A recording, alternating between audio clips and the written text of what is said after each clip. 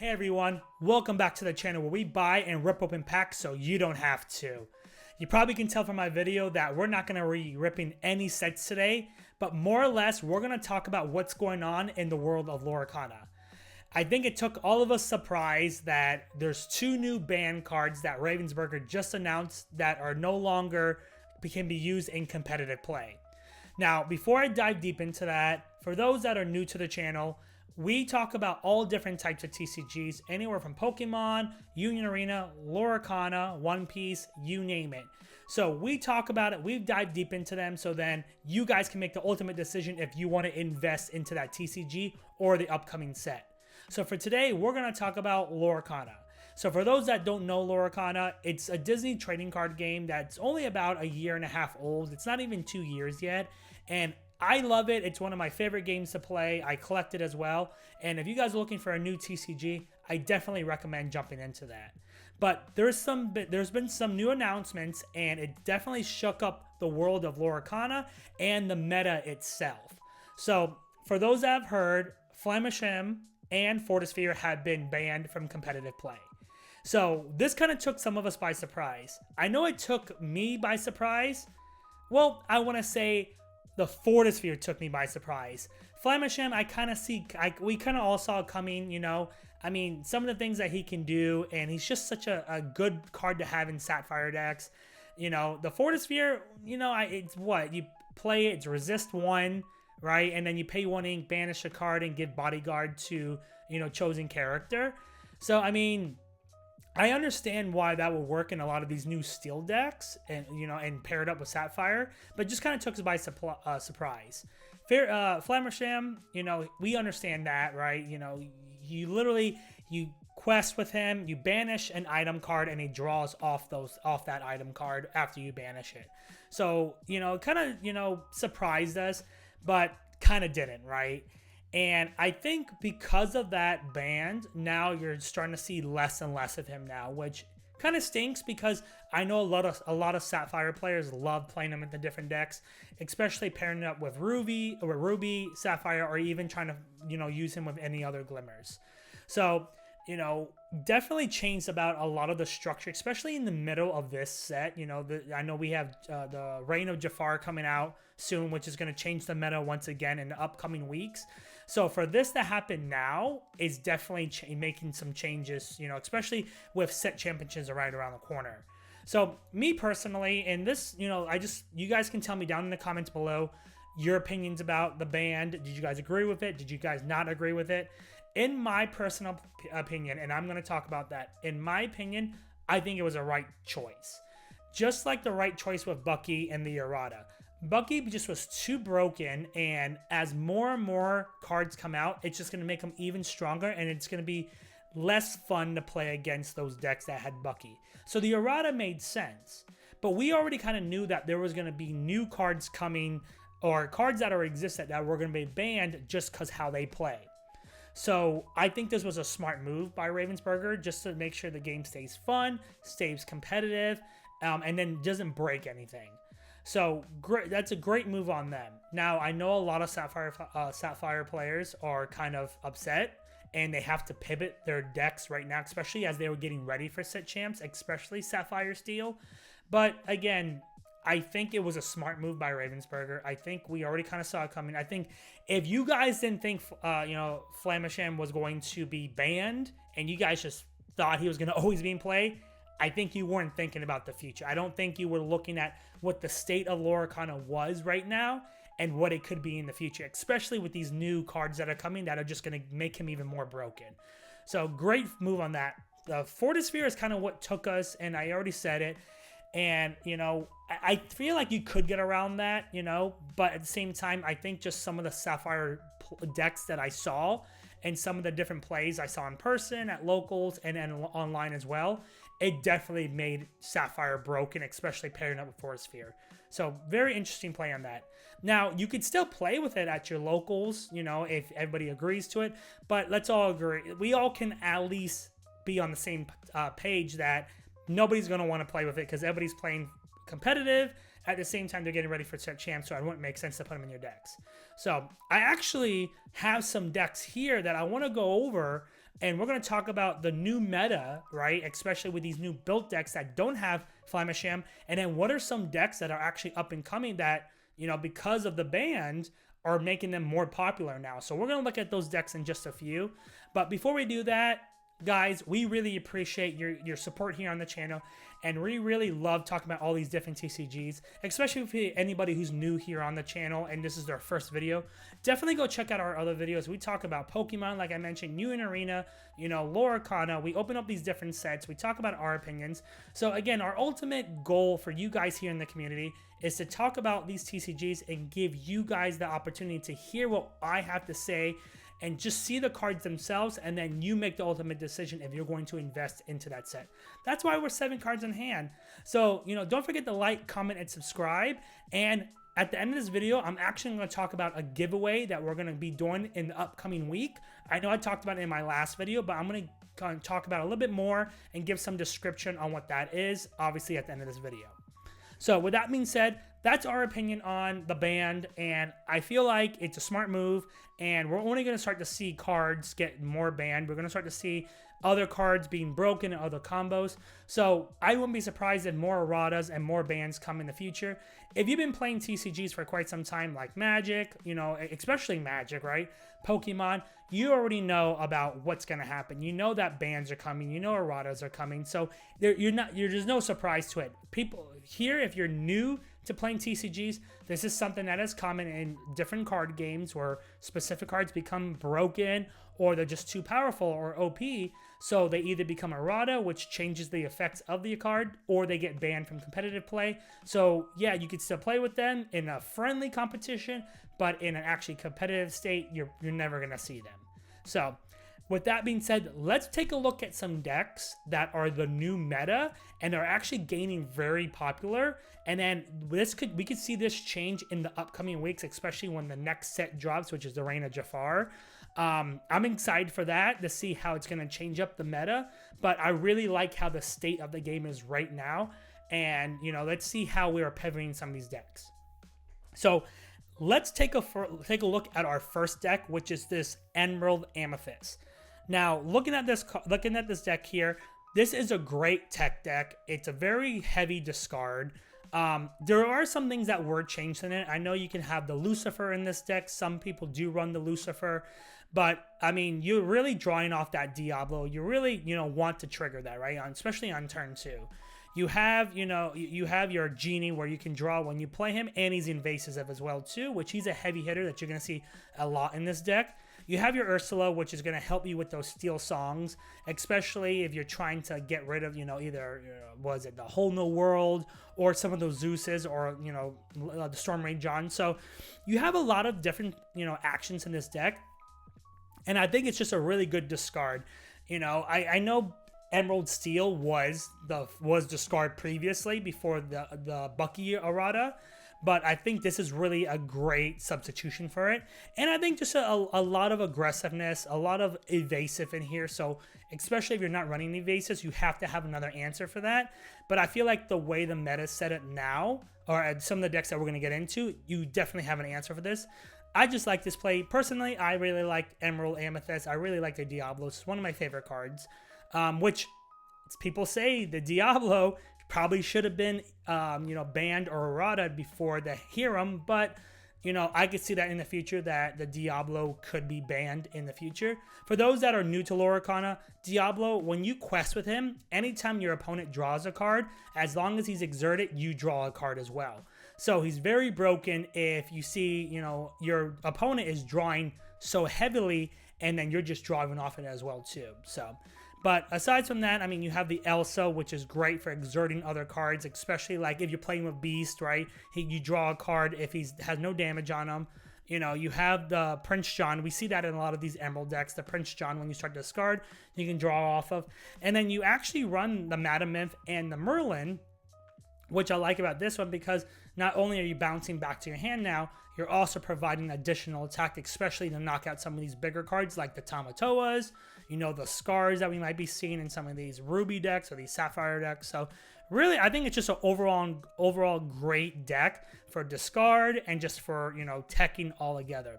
One thing that I did notice that I really wish, you know, that could stay here, but some decks are built for it. Depends on how you like to play. But the Peter Pan, the Lucifer was in this deck where, if you guys don't know the Lucifer, you play him, right? It's a cost for 5, non-inkable. As soon as you play, your opponent either discards 1 action card or 2 chosen cards. But I see a lot of individuals switching out that for the Peter Pan just because he's rushed, he's evasive, and any of your characters that are evasive gain rush as well. So you can really start knocking out somebody's field and taking out your opponent in early to late game. Just because, you know, you have Sapphire, you start to ramp up pretty heavily. You have Steel Song, you start to go wide. Even those aggro decks, like Amber, Amethyst, they start to go really wide with the Piglets and the Lilos, so this can really help out. But overall, I think this is a great deck, and I really like to see more play of it. We saw it in previous sets that, you know, you had... you had some other Emerald cards in it as well too, but I really like how this state is, and I'm excited to see what the next one's going to be. So that's Emerald Amethyst. Let's take a look at our next deck, which is going to be our Emerald Steel. So Emerald Steel, this is a very interesting build, especially this one right here, just because Emerald Steel typically was built for discard, and previously that was with the Bucky, and then it kind of went away. And then Zan actually brought it back when he won some of the DLCs, and a lot of people started to use that. And then it kind of fell off again, and now it looks like it's back. So what I really like about this one is that it's not really discard. I mean, you have the Sudden Chills, right? You have the Lucifer, you have your Ursulas, but aside from that, you really don't have any other discard, right? You have more or less control, tempo. Because with the Petes, with the Muses, you're bouncing cards back to the individual's hands. You know, you have your Clarabelle and your Diablo, so you have 2 draw triggers. You know, you typically, this deck, you will see like the Beast, but there's just so many answers for the Beast now, so you probably won't even get to start drawing, especially when you get him out on the field, just because you're finding ways now to add damage to him, especially with the Let the Storm Rage on. So I don't really see it as much as, you know, a lot of people do, but the Beast could still be added to this deck. But one interesting thing I like about this deck, and something I want to talk that's newer, is the Pete and the Ariel. So Ariel, when she first came out, I thought personally she was going to be a heavy hitter, right? Because every time you play an action, right, you can deal, not an action, every time you play a song, you can deal additional damage to chosen character, right? So she's 3/8, so she's very heavy. She quests for 2, and she's 6, but she can also shift as well at an earlier state. So this tech build only runs 1 of her. So I do see decks that run at least 2 of her, and then some other ones. But I really like having this one as like a late game, just because when you start to play those songs, you can start coming in handy a lot. Especially if you're discarding with the Sudden Chills, and then you're dealing damage with that. And then if you have the Tinkerbell, now you're just going heavy. You're going wide and you're going heavy as well. And then you have the Pete. Pete's very interesting, especially with his effect with the pirates. The Pete's okay. I'm not a big fan of the Pete, you know, just because he's really more for your pirate characters. In this deck alone, there's really not a lot of pirate decks. But I mean, he's 5/5, he quests for 2, he can shift out for 4, and he's, you know, obviously he's inkable. So he's a good late game, you know, I would say. But the things that I'm really looking at is your Clarabelles, and your Diablos, which is your triggers. I'm really looking at more or less, you know, your Muses that are going to start bouncing cards back to the hand, especially if you start to see more or less the Amber Amethyst, which is our aggro. And then, you know, some other decks as well, too, that you see, like Ruby Steel. Ruby Steel is getting very popular nowadays. You know, you start to see more of the Ruby Sapphire. And then something new, which is the Amethyst Steel. So, overall, I think it's a really great tempo deck. You know, I think the tech is good. Again, the Ariel is okay. I would say it's very interesting. The Pete, same thing as well. But overall, I really like how this built. I mean, you have a lot of answers for a lot of things in terms of clearing the board, having some heavy hitters, and then discarding to a certain extent, right? You don't have a heavy discard. But I'm starting to see this a little bit more popular. So I personally might run this deck. I really like the Emerald Steel techs. I really like how they work together. So I might run this in the future. But right now, my main goal is Emerald Amethyst, just because of how it's built. So let's take a look at our next build, which is going to be the king of the kings, right? The king of all decks, which is our Ruby Amethyst. Now, those that are new here on the channel, why is Ruby Amethyst like the king of kings? Well, Ruby Amethyst, and a lot of people might think this, I personally think it can be very broken. It's very powerful. It's very strong. Now, there are answers to it. We have seen, individuals take out Ruby Amethyst, but we just see that it becomes very popular, and as more cards come out in different sets, it just makes it that much more stronger. Obviously, the newer additions to this are the Maui half sharks, right? The genies, the Sisus are still there, right? Especially when it comes to, clearing the board and heavy questing. And then the library, which the library, in my opinion, started to take over the Queen's Castle. So the Queen's Castle used to be more popular in these Ruby Amethyst decks, but now the library is starting to be more popular just because not only it has heavy defense, but every time somebody is banished from it, you draw a card. And you gain Lord every turn. So now you're trying to focus in either taking out the characters, taking out the location, trying to worry about from it either drawing a card, your opponent drawing a card, or it gaining the lore. So I personally played against this deck, and I have found where I had to be a little bit more strategic just because when the libraries are out, even though you're gaining one lore, those lores start to add up. And then by turn 5, turn 6, turn 7, they're already at, over 12 or 13 lore, and then they're dropping all these bigger heavy hitters. So I think this is a really great deck, and I say that with the last two decks, but I really think Ruby Amethyst tends to be the most popular deck. I really like the Half Sharks. I really like the Diablos in this deck, at least, the one drop, even though he doesn't do any damage, you could draw a card. And then something interesting that is very good for late game, especially if you don't ink it, is the Finders Keepers. So I've seen a lot of Ruby Amethyst outdraw, and they only are top decking, right? They're only pulling those one cards until they get the friends on the other side, or until they get Finders Keepers. I have seen Ruby Amethyst players come back after playing other tech decks, other glimmers, especially with that Finders Keepers, just because it gives them a chance to draw more cards on one turn. Yeah, you have to pay 5, you can't sing with it, but that one move brings them back, and I've seen it multiple times. So definitely something to keep out. You have your Be Prepared. Your Be Prepareds are always going to be there just in case, to stop your opponent. But I don't really see a lot of, I want to say removal, except for the Brawl, the CC, and the Be Prepareds, It's really interesting to see 3 Be Prepareds. Typically, you're starting to see more 2 of them. And I don't see any Madame Medusas or Lady Tremaines in this deck, which this is a very interesting build. Now, there are builds out there, just as an FYI, these builds that we're going over, might be very different from what you're seeing, but they're very, very meta, right? They're very popular. So you might still see ones with Madame Medusas, Lady Tremaines, but I just think this one works all around together. Even though you don't have that, because you don't want to have a lot of non-inkables and then you just brick your hand, and then now you're trying to get inkables just to play this certain card. So, but Ruby Amethyst tends to still be one of the most popular decks around, and definitely something that I encourage you guys, if you guys like playing aggressively, if you guys like, that draw power, especially just from, actually, no, I lied, pause on that. You don't have as much draw, except for obviously your song cards, but you have your Genie, you have your Diablos. So if you really like board control, I want to say this is more of that. You like board control, you really like that, obviously that tempo build. This is a great deck for you guys to take a look into. But we're starting to see this stay as popular. Ruby Amethyst is always one of the top 4 or at least top 5 decks that people are playing with. It just keeps changing from set to set. But let me know down in the comments below what's your guys' favorite, build out of Lorcana.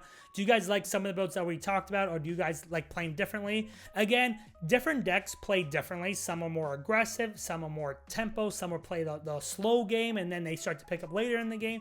Some are to scarred. So, let me know down in the comments, what do you guys, obviously like playing? I'm a big discard. For those who played with me, I like to discard people's hands. I like to play. That's just my build. That's just fun. I know how to play it. So that's why I really don't play a lot of Ruby Amethyst. Maybe I'll test it in the future. I don't know. But this is probably one of the, better decks out there, especially if you're looking to be a little bit more competitive. A lot of people play it. A lot of people play Ruby Amethyst. So if you're trying to get away from that, take a look at these other decks that we're going to talk about. It's something definitely to hint at. So let's go on to our second to last deck that I really want to talk about, and that's red blue, so Ruby Sapphire. So this deck right here had to kind of change up because of the hero. There's not much you can do because it was banned.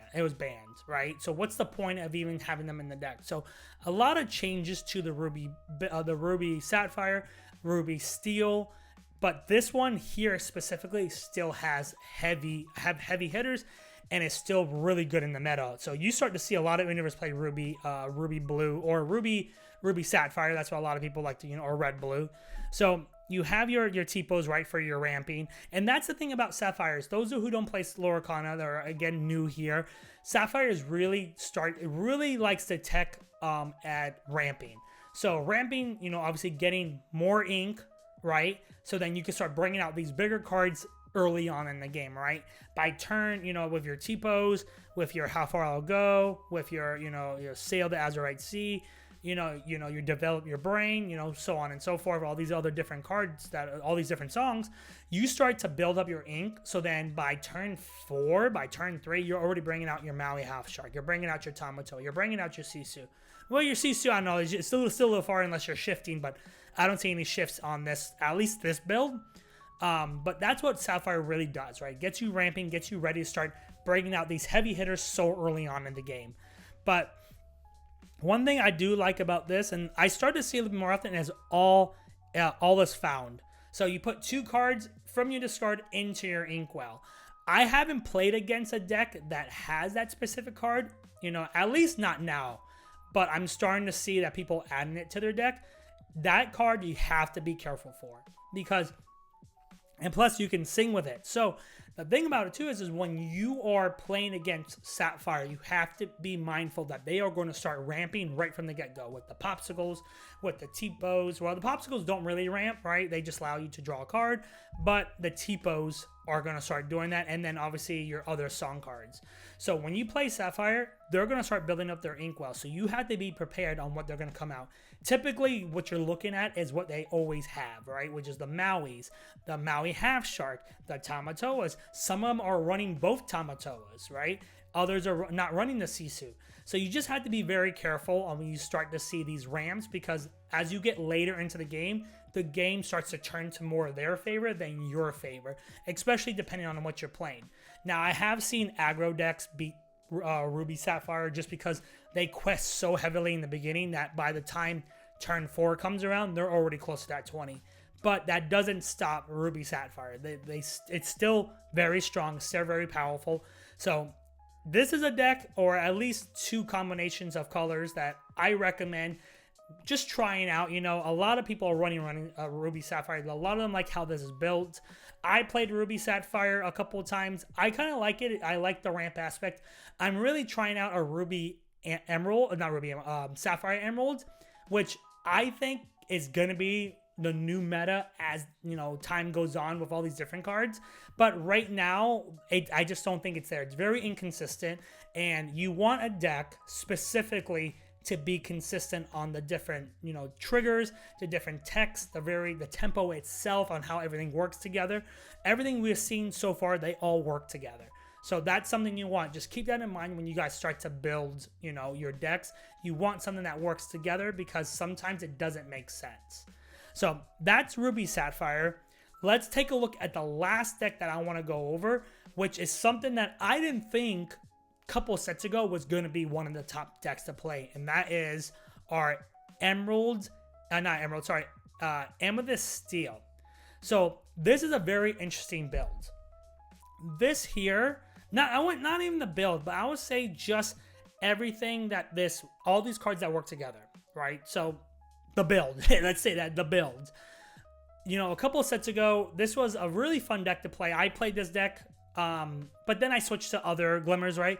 And then as more sets came out, it just got more popular. And now the meta is that this is one of the strongest decks. This is one of the best decks to play, right? And let's kind of break it down on why it makes it so strong. So let's talk about, first things first, the Calhoun. Calhoun came out, only about a set or 2 ago. And it is one of the strongest cards you can have in your deck, especially if you're playing Steel. because not only is she comes out on turn 2, she's a 3/2 resist +1. Any card she banishes, she gains 2 lore. So when you start to pair her up with some of these other techs or all these other cards, she just becomes so strong and it stops you from questing, right? Next, you know, you have your Doc. Doc is now becoming powerful too, where now if you have no cards in hand, you play the Doc, you can now draw 2 cards. So those 2 additions to this specific deck. Now, again, the tech build on this might not be exactly what people are playing, but this is one of the tech builds. You're gonna see a lot of Amethyst Steel use a lot of the same cards in this. They might switch up one thing or two, but pretty much this is what the build is. You know, you have your Pete's for stopping Steel Song from anybody else playing songs. You have your Merlin. You have your White Rose for when you guys play. You guys are gaining lore. You have your Elsa to exert other cards on your opponent's side, and she's evasive. So good luck trying to hit her if you don't have any, you know, song cards or if you don't have any other evasives. You know, you just overall this deck is very strong, and that's why I see why it's very popular. And I'm excited to see what set championship shows us, right? So the set champs that are coming in the next couple of weeks are going to show us how really good these decks are, right? And who's going to come out on top after these sets. I know the Lorcana challenges, the Disney Lorcana challenges are over right now. We're waiting for them to announce Worlds, but I can guarantee you that when one of these decks, one of these decks will make it to Worlds and win Worlds, or at least top 5, top 4, top 3, whatever. Just because a lot of the cards that it's built together, especially this one here, work very well. So, you know, you have we have the Reign of Jafar coming out. We have another set after that, which I don't think they haven't even announced what the name is or even what the date is.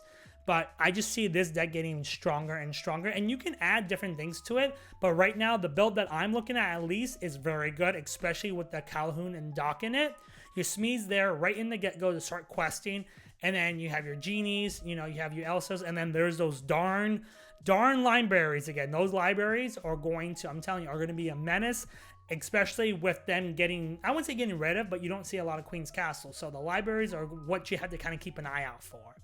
So, but that's everything. Those are all the decks I wanted to review, right? These decks that we went over are pretty strong. And they're right now, they're the most popular decks in the meta right now with Lorcana. You're going to see a lot of individuals playing with them. There are some I did not go over. I didn't go over Amber Steel, so your Steel songs. I didn't go over any aggro. I didn't go over the Sapphire Steel just because of the band of Hiram. I think that deck itself is not as popular as much. Now, there are people switching out the Hiram from other cards. I forgot there's one card that people are switching out to. But because of that band, these decks are starting to be more popular, and we're starting to see less and less of Sapphire Steel. But again, let me know down in the comments below, do you guys still play with Sapphire Steel? Do you guys like any of these builds? Or are you guys playing something completely different, Or do you even like, competitive play? Do you guys just like to play for fun? Personally, I like to play for fun, but I also like to play competitive with my friends, when I go to some of these locals, and when sets are around the corner. So I play a lot online, and I like to play in person too. But again, like these decks right here, I think are going to be really popular, especially when set championships. Right now, I think they are the most popular outside of the other ones that I talked about. But, this Amethyst Steel is very, I wouldn't say eye-opening, but very, how can I say, favorable. And I think I might try it, but I'm trying to, I jump from deck to deck, so I'm trying to stick with just one, which is that Emerald Amethyst, and I'm trying to master that deck before I even switch.